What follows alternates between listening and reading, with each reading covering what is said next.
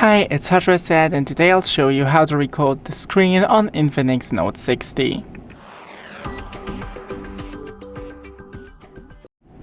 So first, scroll from the top, and right here you have the screen recorder option. If you don't have it, then right here in the top right corner you have the edit.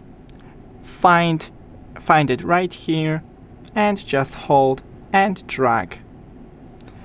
After that, just hit this option, select to, for example, record device sound, record microphone sound, and show tap effects.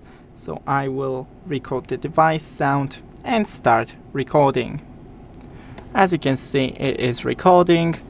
When you hit right here and stop, then you stop the recording. And that's it. Thanks for watching. Don't forget to leave a like and see you in the next one.